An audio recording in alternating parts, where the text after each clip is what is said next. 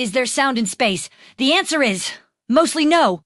Sound needs a medium, like air, water, or solid material, to travel through, and space, it's a vacuum, almost completely empty. So, in open space, there's no air, which means sound can't travel.